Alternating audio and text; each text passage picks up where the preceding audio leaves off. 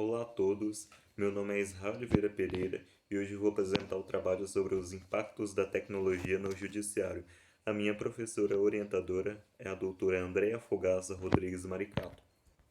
O presente artigo científico visa elucidar os impactos causados pela tecnologia no judiciário, seja com o uso de máquinas de escrever antigamente ou com computadores, mas a tecnologia se tornou mais acentuada com a regulamentação da Lei 11.419 de 2006, que disciplina o uso da tecnologia da informação nos processos judiciais, no qual os operadores do direito puderam peticionar e consultar processos judiciais utilizando a internet.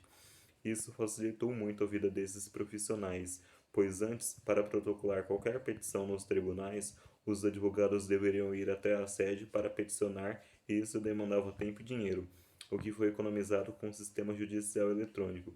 Além disso, foram implantadas ao longo do tempo o Bacenjude, Renajude, Infoseg e Infojude, ferramentas tecnológicas que podem ser solicitadas eletronicamente ao juiz, e ainda hoje temos à disposição sites jurídicos com conteúdo atualizado e podemos consultar a jurisprudência dos tribunais, tudo isso utilizando o computador ou até mesmo nossos smartphones. Além de softwares de gestão de escritório, planilha, entre outros. Contudo, há também alguns aspectos negativos, como a falta de sistematização única de peticionamento dos tribunais, ou seja, cada tribunal possui um sistema próprio diferente.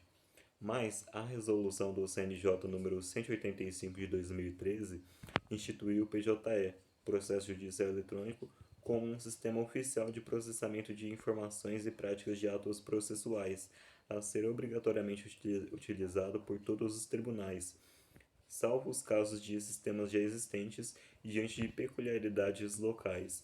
Todavia, esse problema deve ser resolvido com o passar do tempo, quando as plataformas se tornarem ultrapassadas ou os contratos vencerem. Assim, os tribunais de justiça deverão adotar o PJE como sistema padrão.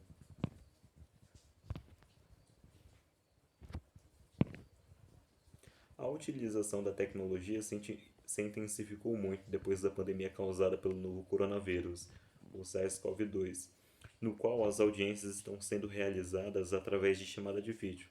Com isso, muito se discutiu acerca da violação dos dados digitais, o que vem gerando muita discussão.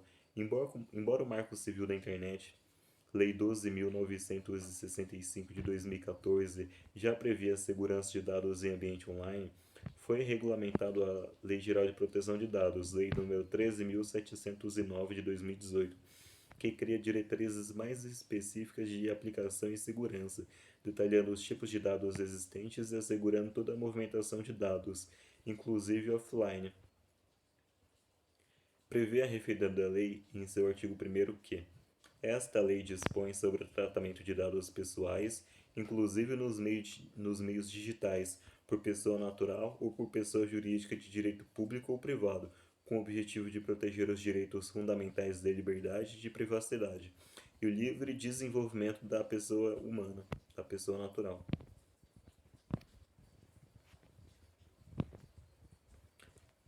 LGPD, Lei nº 13.709 de 2018. Nessa lei é importante destacar o artigo 17 e o 42, a fim de elucidarmos melhor sobre o tema. O artigo 17 dispõe que toda pessoa natural tem assegurada a titularidade de seus dados pessoais e garantindo os direitos fundamentais de liberdade, de intimidade e de privacidade nos termos dessa lei.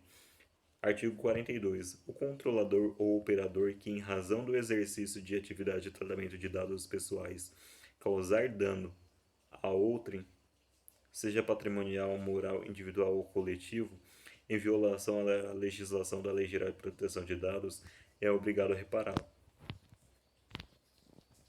Metodologia. A pesquisa científica na área jurídica apresenta particularidades, de modo que a metodologia utilizada foi a qualitativa e exploratória. Conclusão. Podemos concluir que a tecnologia é uma grande aliada do direito. Contudo, devemos tomar alguns cuidados no uso dessa importante ferramenta, em especial com a proteção de dados e com a implantação de robôs jurídicos, pois há casos nos Estados Unidos da utilização de robôs e algoritmos, no qual se basearam na jurisprudência dos tribunais dos Estados americanos e acabaram proferindo sentenças racistas, baseados em precedentes de juízes no passado, algo que não foi previsto pelos desenvolvedores da época. Como consequência, vários processos foram anulados. Aqui está alguns exemplos de sistemas adotados pelos tribunais de justiça dos estados brasileiros. Como podemos ver, Acre, Alagoas utilizam ESAGE, Amapá já utiliza um outro sistema, Amazonas utiliza 2 sistemas, há estados que utilizam 3 e por aí vai. Goiás já utiliza outro sistema. Enfim, tudo isso dificulta a operação dos advogados de demais operadores do direito, porque cada sistema acaba tendo uma particularidade diferente e às vezes um sistema é melhor que o outro ou um sistema é pior que o outro. Tudo isso interfere no andamento profissional. Referências. Essas foram as referências utilizadas para a execução desse trabalho. Em especial, eu deixo para vocês consultarem um site do BBC News que dispõe sobre o sistema de algoritmos que determina a pena de condenados cria polêmica nos Estados Unidos. Este é um caso do estado do Wisconsin, no qual criar um algoritmo para calcular a pena adequada aos réus através de um formulário, ou seja, os réus preenchiam um formulário e o algoritmo determinava qual seria a pena adequada para os réus.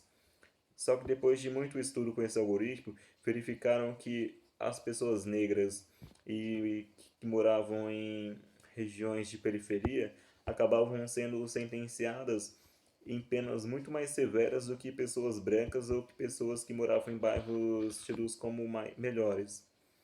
Ou seja, às vezes até um crime menos lesivo do que um outro cometido por uma pessoa branca em um bairro nobre acabava sendo condenado a muito mais tempo de prisão do que aquele outro.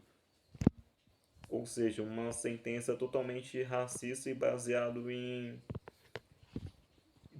nada, já que nada justifica condenar uma pessoa mais seriamente por um crime menor só pela condição social da pessoa ou pela região que ela vive.